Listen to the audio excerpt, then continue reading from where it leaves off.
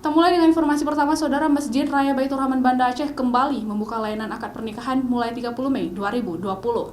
Namun kepada setiap pasangan yang ingin melakukan akad nikah diwajibkan mengikuti peraturan tata cara pernikahan dengan menerapkan protokol kesehatan pencegahan COVID-19.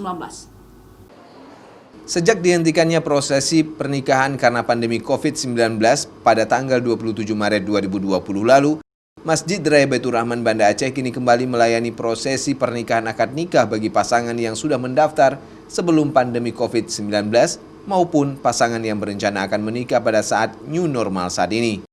Namun, pada proses pernikahan tersebut, pengelola Masjid Raya Baitur Rahman Banda Aceh menerapkan tata cara pernikahan dengan pedoman protokol kesehatan secara ketat, di antaranya mewajibkan pasangan pengantin bersama rombongan menggunakan masker, wajib mencuci tangan sebelum masuk ke masjid, sanggup menjaga jarak duduk selama prosesi pernikahan, dan hanya boleh bersalaman dengan kedua orang tua saja, sedangkan dengan tamu yang hadir tidak diizinkan bersalaman. Kebijakan kita supaya pernikahan itu berjalan dengan baik, dengan aturan-aturan yang kita buat, supaya kedua belah pihak itu mengikuti hal itu.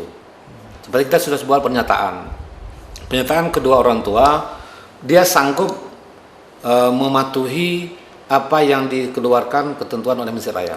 Sementara untuk menjamin protokol kesehatan pencegahan COVID-19, prosesi pernikahan tersebut dilaksanakan, orang tua pasangan pengantin wajib menandatangani surat pernyataan. Udah ke WA untuk menjaga protokol kesehatan nggak masalah, penting sama-sama dijaga. Sementara pasangan pengantin yang menikah di Masjid Raya mengakui tidak keberatan dengan aturan protokol kesehatan pencegahan COVID dalam proses tata cara pernikahan di Masjid Raya. Walaupun Aceh saat ini masuk pada zona hijau dan akan memulai fase new normal. Mustajab, Kompas TV, Banda Aceh.